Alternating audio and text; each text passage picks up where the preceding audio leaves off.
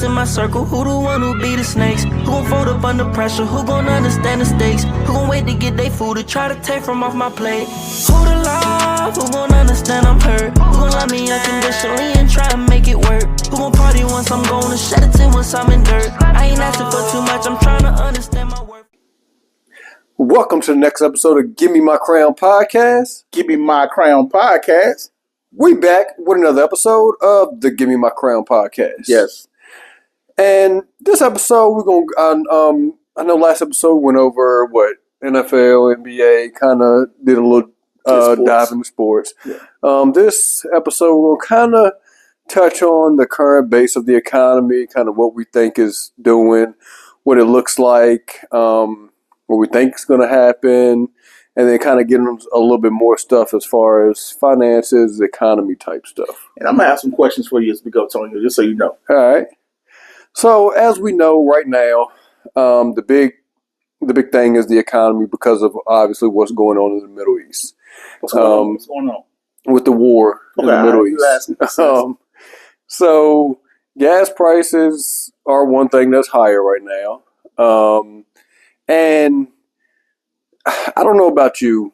Me personally, I don't really pay attention to gas prices. I just, because I'm at the point where it's like, I got to get gas. Like, whether price is high, whether they low, it don't matter how prices are. Like, we ain't got no choice but to get gas.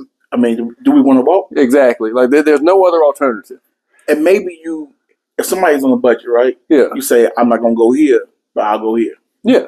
And then another thing is because obviously a lot of people wait till their tank gets to E to fill up. Another thing to do when it gets to half, then fill up. And that might not be feasible for some people, but the people that it is feasible for, that is an option. But yeah, gas prices are, I don't even know how much, like I said, I don't even know how much it is a gallon. I don't pay attention to how much it is a gallon. I just know my car needs gas, so I'm about to fill it up. You know, I do got a new car. I will say, I don't never pay attention to it.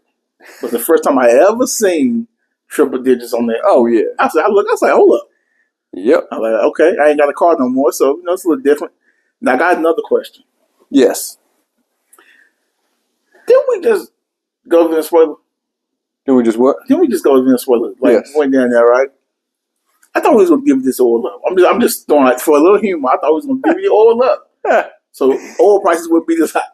Ain't no telling what's going to happen with that. I guess we're going to see. But being honest and being like, a little bit more serious, I've noticed anytime it's talk of war or war, oh yeah, gas price goes up. Yeah. And that's all the time too. Yeah. So will they go back down? Hopefully. But if they don't, like I said, what's our alternative? I will say this: watching TV a little bit, we might know in 48 hours. Yeah. So other stuff. It's other stuff. It seems like it fluctuates, like grocery prices. Okay, all right. Grocery prices seem like they fluctuate because it's like go to the grocery store every week and have a certain budget of what I want to spend, and it seems like sometimes they're up, sometimes they're down. I was looking at something, I seen a post saying the price of beef is up, but when I go to the grocery store, when I buy my steaks, seems like I'm paying less for steaks now than I was. I had a question, right? I feel like you can't blame the economy right now. Prices for food have been up since COVID. Yeah, I agree. Yeah, it never went back down. Yeah, and even because you got certain stuff that went, like when you look at stuff like eggs, milk, like that stuff has went back down. Everything else, it seems like is on because year over year stuff is gonna inflation. Inflation is gonna hit it automatically. It's just about how much. Like I said, I'm reading some reports that say beef is up, but when I go to the grocery store, I'm paying either the same what I used to pay or a little bit less. Yeah. So to me, I don't think beef is up. Now I don't know if you're buying. Obviously, I feel like if you buy from a butcher, you might come out a little cheaper. Yeah. Because you're buying in bulk. Yeah. So that's an option. Everything else, like, because if you look at like the S&P 500, S&P 500 is still on its steady climb. I think we're down for the year, but it's the S&P 500 fluctuates year over year. Down for the year, I think. Well, I may be wrong. I thought for a year we were up. No, year to date, if I'm not mistaken, I think we're down. I love it. You got the iPad out. Yeah, year. Let me see. Of course, I don't have no internet. But check your phone. Yeah, if I'm not mistaken, I think we're down year to date. Well, I know we're up for the day. I want to say we're probably down a couple $100 for the year to date. Because S&P 500 like we're down for the year 4%. Okay, so 4%. So I feel like that's normal. We up 7% for the day. Okay, yeah. I feel like that's normal because the S&P 500 is going to have its ups and downs. Yep. It's certain times of the year is down, other times of the year is up.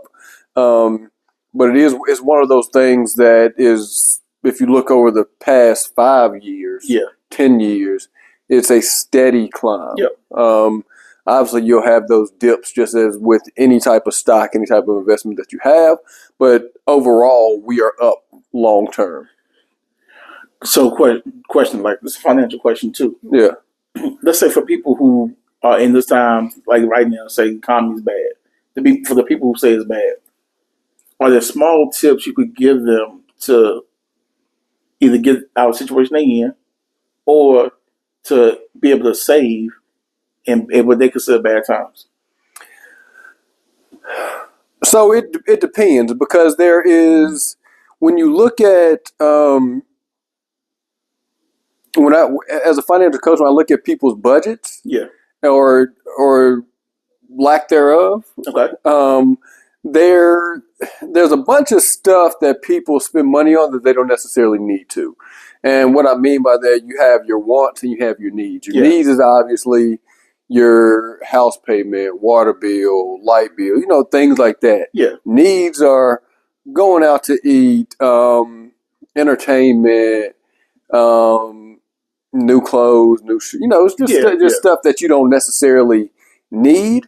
So at times, that's where having a budget comes in, because you can scale down on some of that stuff. Okay. Like if you feel like, hey, food is getting higher, gas is getting higher, I need to make this money shake somewhere else. Hey, don't eat out instead of eating out 4 days a week, take that back to 2 days a week. And now because depending on what you're eating, you're spending a good amount of money. I was going to ask a question. Do you feel like it's more expensive to eat out or to cook at home?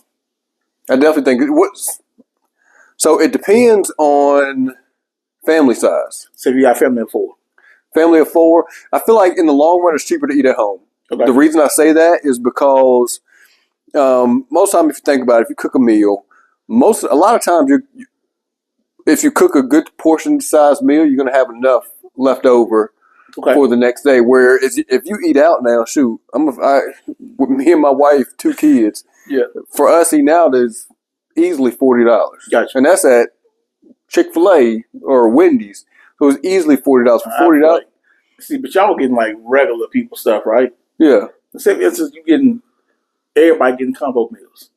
It's $40? Yeah. All right, cool. Gotcha. Yeah. So you're looking at about $40. But you ain't upsizing your meals. No, I mean you can for $4. You'll still be at about $40. Okay. But you look on the other side, you looking at eating at home. I mean, you can get chicken, green beans, or broccoli, mashed potatoes for all under $20. Okay. And then you have something to eat over the next day. Yeah. So I do think in the long run, it is cheaper to eat at home than it is to eat. Not to mention, it's also healthier. Yeah. But I definitely think you can save money. And now when you start adding stuff like DoorDash and start eating out at these like sit down restaurants, but ordering it like to go, that's when costs start to add up. Okay. Because I've never used DoorDash, but I do know they. It's a fee. It's an upcharge fee. I use DoorDash. I don't use it as often as some people do, but it's a fee on there. So when you look at stuff like that, like if you're paying, say you order something from Chick-fil-A, normal meal is $12. If you order from DoorDash, it's what, $20? $20. So $20. So that's an $8 difference from Now, are you saving that and going to gas going to Chick-fil-A and coming back when you could theoretically just go to Chick-fil-A? Yeah, you go to Chick-fil-A yourself, or you can go to the grocery store. That's true. Because especially if you're looking at one person, if you're looking at it's very cheap to feed one person. Yep. Now, when you look at convenience, I do understand some people have kids, so if they're especially now is soccer season, baseball season, softball season. Yeah. So kids doing sports and trying to fit time in there to cook and all that. That's where problems can come in, but that's also where time management skills come in. Gotcha. So I do think, like I said, I think in the long run it's cheaper to eat at home because for me, I meal prep. Yeah. So my meals for the week cost about $15. What? And so average, that's 15 a day. No, 15 total. Okay, all right. So what I do for my meal prep, I do steak and rice, and black bean bowl. Gotcha. And when I put the steak in, I ain't getting the ribeye now. You ain't getting the bone in. No. Got you. No, I'm getting plain, usually just regular, the real thin steak because I'm chopping it up to put it in my bowl. Oh, with everything else. So for 5 days, I'm spending, and then a bag of rice is $2. Yeah. 2 cans of black beans is $2 a piece. So I'm what, $16, $17? Yeah. And that's for the entire week. Okay. So in that instance, yes, I think it's cheaper because if I was to go eat out every day, I easily spend $10 to $15 a day. Gotcha. And over a 5-day period, $15 a day is that's just on food, not including the gas. Exactly, that's $75. Or people door dashing. Yes. Yeah. So that's my take on that. I do think I do strongly believe in meal prepping. So this is another economy question. So do you think if people say the economy is bad, there are ways for them to circumvent it being as bad for themselves? Yeah, and that goes back to the budget. It's just budgeting the correct way because there's always things you can tweak in your budget. And like I said, you don't have to necessarily buy a new pair of shoes coming. You don't necessarily have to buy that. You don't necessarily have to eat out. You don't necessarily have to DoorDash. A lot of people have car payments that sometimes that they can't afford or they're too high, or even shop around because when you look at stuff like insurance. Some insurance companies are ridiculous. Where you take an extra 30 minutes to shop around different ones, you may find some that's 10 times cheaper than what you're paying. Okay. So I think it's during hard times or what people consider hard times. I think you have to be able to decipher between your wants and needs and focus more on the needs than the wants. Gotcha. And then take that money and do whether you're saving it for a rainy day, whether you're putting it somewhere else because prices have went up elsewhere or whatever. So I think that's I think by doing that, I think it definitely lifts the burden. Okay. All right. So we're going to shift to something we normally talk about. All right. Housing market. How do you feel like, I know it's going to be different depending on where you at. Yeah. How do you feel like, just from a broad standpoint, the economy is shifting the housing market? Because, like we say, the weather's heating up, and this is how people start to buy homes. Yeah, so when you talk about the housing market, it depends on who you're talking about. Because obviously, buyers want the housing market to be down. That's true. Because they want a deal on the house. Yeah. Sellers want the housing market to be up because they want it to be a seller's market. Yeah. When I say seller's market, they want top dollar for their money. Yeah. From what I have seen lately, especially in North Carolina, homes are sitting less time than they were. Okay. Because you have some homes that are going under contract same day, within the same weekend, some within about a week. Now you have some that are sitting on the market for longer periods of time. Yeah. But with those, it's usually the houses that are sitting on the market for a long period of time is usually a reason they're sitting on the market. Okay. Either they're not in a desirable location, either some of them are overpriced, some of them they're not as they're just not what people are looking for. Because if I could look at 2 different houses and this one over here, if I'm paying, let's say $50,000 more than this one over here, but they're the same size, but this one is more updated, this one is more modern, this one the backyard appeases to me more. I'm going to buy that house even though it's more than this one over here, which is a whole lot less because this one's going to have better resale value. Gotcha. So, so in that is so in a broad instance, I think the housing market is up right now because the people are still gaining equity in their houses. Yeah. Depending on like you did say though, it's depending on where you live at. But for the most part, equity is still building. It's not because even when you look at times like COVID, when the housing market was ridiculous, it's even you can technically say it's even up from then because back then you buy a house at this point. I know people that has bought a house back in COVID, and now that house is worth double what they paid. Okay, they paid $400,000 for the house. They sold the house today, they can get $800,000. Gotcha. So I think it does all depend on location, but overall, I think the housing market is doing good. And as you said, we're going to spring. A lot of people sell, or a lot of people are looking to buy in the spring. Yeah. Because or spring leading into summer. Because for one, kids will be out of school, and for two, for whatever reason, people just like to buy in the spring. I was wondering. I was like, if people not want to move in the cold, like what's the logic behind it? It's that, but plus if the kid things what. Yes, because if you think about it, you got kids and you also have holidays. Okay. So you got a lot of people that don't want to move around the because you got Thanksgiving, then you got Christmas right after, and then New Year's. Yep. So a lot of people are not looking to move within that time frame. For one, if they have kids, they're not looking to change school districts, and they're not looking to kind of move their kids around Christmas time and not be ready for Christmas. Because you think some people take a couple of months to unpack. Yeah. So if you're thinking if you move into a new house beginning of December, if you got especially little kids, you got to hurry up and unpack and get ready for Christmas. Yeah. So that, and then school district, they don't want to change school districts in the middle of the school year if they don't necessarily have to. I know, man. I still ain't fully unpacked. Yeah. It's just me. Yeah, exactly. Yeah. Because some people take a while to unpack. So, and then like I said, with the whole school district thing, because when you're looking at within the same school district, most of the time you're fine. But if you move from one school district to another, sometimes that can throw off your kids. The credits can offset, or credits can be different. It could be things like that. Because I know between where I live at, there's two different. When you look at just the two different counties, they're completely different. Like one county is learning something completely different than the other county, and when they're in the same grade level, when you look at this county over here, like they should probably know this, but then they're not learning this over here. Yep. So if you take the kid that's coming from the county that's not learning to go into a new county that has been learning it, they're going to feel like they're behind. Yeah, that's true. So that's that. I do think that's a major issue when it comes to why do houses not sell during, or not as much during the when it's not spring or summer. Something we saw on TV the other day, like in March, and maybe we just got in April. Yeah, it was 178,000 jobs added to the economy. Yes. How or why do you feel like it does not translate to people feel like the economy is getting better? I think it depends on who you ask, really. Okay.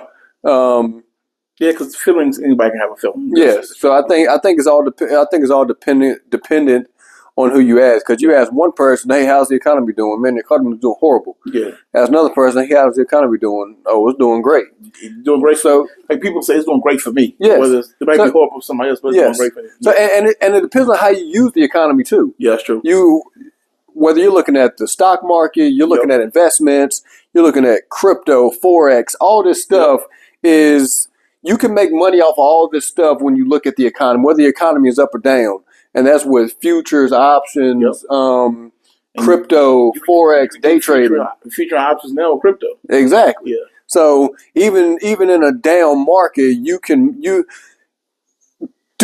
you do the research, you can make money in a down market. Yeah. So when people say the economy is doing bad, that should be an opportunity in my eyes. Do you think the convenience of Americans have made people think it's bad when it's not?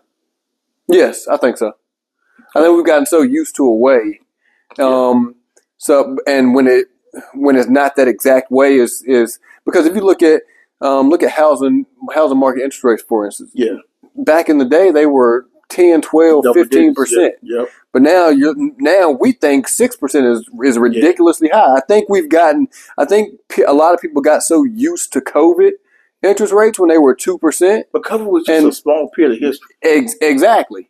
Right. Exactly. But then you have a bunch of millennials who during that time bought houses. Yeah, gotcha. So when they bought the houses, they feel like that's the norm when it's not. That's the anomaly. Yeah. Like that wasn't supposed to happen. Yeah. That's not what we see on a regular basis. Yeah. Now even me, if interest rates went back down, of course I'd be happy. Will they ever go back down? I highly doubt it. Like you said earlier, like it's an anomaly, right? Yes. Like if you go back through historical data, when has it ever been that low? Exactly. Yeah. Never. Like back in the day, they used to think, shoot, they get an 8% interest rate, they was good. Yep. Now we get a 6% interest rate. Oh man, interest rates are high. Like no, like if you look over time historically, they're not really high. Yeah. They're kind of balanced what they should be, even lower than what they was back in the day. And speaking of interest rates, right? We kind of talked this a little bit. Like, can you just give a generalization of how when the Feds move rates, how it affects the housing market? So generally, when the Fed drops the rate, the housing market will generally follow suit. Okay. Because as we know, they're two different things. So when people look online and see, oh, the Fed dropped the rate, that does not necessarily mean the housing market rate dropped. Yeah. But most of the time, that means that the housing market will follow suit. Okay. Because obviously, the interest rate is how much money or the price you're paying for money, essentially. Yeah, gotcha. So I do think that they work synonymously most of the time, and that's not always the case. Because even now, you can find cheaper interest rates on houses if you go, like a lot of new build communities. Yeah. Offer a lot cheaper interest rates if you go with their builder or with their lender. Okay. So I think that's another thing people need to look at when they say interest rates are high. Like, okay, go to a new builder, look at their interest rates. They're probably sometimes they're a whole percent lower than the average interest rate is at your normal bank. Okay. Anything else you want to tell the people before we go? As you all know, I do have a financial coaching business. I am working on writing my first book. Now, this first book is going to be very, very, very basic, but it's going to hit the basics of financial literacy, because I think in order to get to a place where you're financially comfortable, you first have to be financially literate. So, and the reason I say that is because a lot of people want to make the money, but they don't want to learn the basics of like financial literacy. Because in order to make the money, you got to figure out how you're going to make the money. Like you got to look at stuff like why are we first of all in the situation we are now? Yeah. Why do we need to save money? What benefits saving? What benefits comes with saving money? Okay. What is an emergency plan, or what is an emergency savings plan? Why do I need an emergency savings plan? What is a life savings? What's the different types of life insurance? Yeah. What's the different types of life insurance, and how can each one of them benefit me? And then looking at other stuff like there's a budget. Why do I need a budget? Why do if I'm making this amount of money, how much should I be putting towards investments? How much should I be putting towards savings? Yeah. It's just stuff like this. So I think once we learn the very, very basics of financial literacy, which kind of sounds, how do I put it? Kind of on a scale, when you say the basics of financial literacy, kind of sounds elementary. But then when you actually take a deeper dive into it, it goes into more than, hey, what is it? Like when people sit here, hey, what is a dollar? How do I, stuff like that. But it goes deeper into the actual history and the current state of financial literacy. But we say, what's a dollar, right? A lot of people don't realize what a dollar really is. Hey, I agree. Or, this is a question. Do you feel like it's easier, like a child can read your book? Or do you think it's more for adults? When I say a child, it's like a teenager, preteen. Yes, they definitely can. They're learning the fundamentals early. Yes, and that's the point of this book. Okay. So it's for the very basic person. where even if you know a little bit about financial literacy, you could still, I feel like you could still learn something from the book. Okay. Because everybody is, like I said, once I finish with this book, then I go in more in depth with my next book about different things within the book. Like I said, this book it hits on a little bit of everything and it's very basic information on everything. Do you have a projected quarter timeline you want the book to come out? I'm hoping summertime, by the end of summer. All right. So be on the lookout. It's called Money Made Simple. It's called Money Made Simple by myself. It will be available on Amazon. So definitely be on the lookout for it. We will, when it gets kind of closer to the release date, we'll come back on here. That way we can drop the link in the bio. That way y'all can click directly and buy. Also, I do have my financial budget worksheet for sale on Etsy. We can put that in the bio. And if you purchase the book, the budget worksheet Excel sheet will come free, and it is a plug and play worksheet. Okay. So literally, all you have to do, put the amount in, and it does all the calculations for you. Okay. So makes it easy, so we don't have to have any excuses. Okay. So in other words, if someone was to follow your plan, yes, they would not be saying we in hard times right now. I would hope not. All right. I like that answer. I like that answer. I mean, because you can lay out a budget 100% for somebody. Yeah. If they are either not, first of all, if they don't do like what's in the budget, it won't work. Okay. If you don't, if you're not 100% straight up, the budget's not going to work. Okay. So if you tell me, hey, I paid this much in bills, but you're holding stuff back over here, the budget is not going to work for you because it's not including everything that you're paying. Gotcha. So when my budget works, say, oh, you should have this much money left over. Oh, but I only have this much because you didn't tell me about this other $600 you're paying in something over here. Gotcha. Yeah. So I think you definitely have to. It's definitely about being upfront. But that's also where the budget worksheet comes in. With the budget worksheet would allow you to look at it on paper. Okay. Because I do also offer financial coaching classes. So, and those classes it helps you. I kind of break down financial literacy and go into more detail, where the budget worksheet is just going to allow you to see it on paper and to see where your money is going. Because a lot of people don't use a budget. I think it's over 90% of people don't use a budget. And if they do use a budget, they don't stick with the budget. Yeah. So I definitely think a budget definitely helps. Is that key?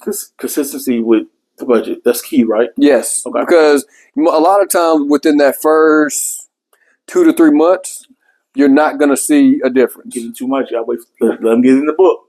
You can give them too much now. All right, so I'm going to say that it is. You do have to be consistent and you have to be patient. Gotcha. Because it's not going to happen overnight, if that makes sense. Because you didn't get in a situation you were in overnight. Correct. Gotcha. Correct. Before we leave, so we're on a trip. I need you to give the people just a small gem of what you gave me about profit the other day. Just give it. So we were talking about Forex investments, stuff like that. So my theory or my saying, somebody else may have said, I ain't gonna say my saying because somebody else could have said this. You will never go broke taking a profit. And what I mean by that is whether you're doing Forex, if you're doing stock, whatever you're doing, if you take a profit, you will never go broke. And the reason I came up with that, because I day trade and I have a limit on my day trading where, say, hey, I want to make this amount of money. Yeah.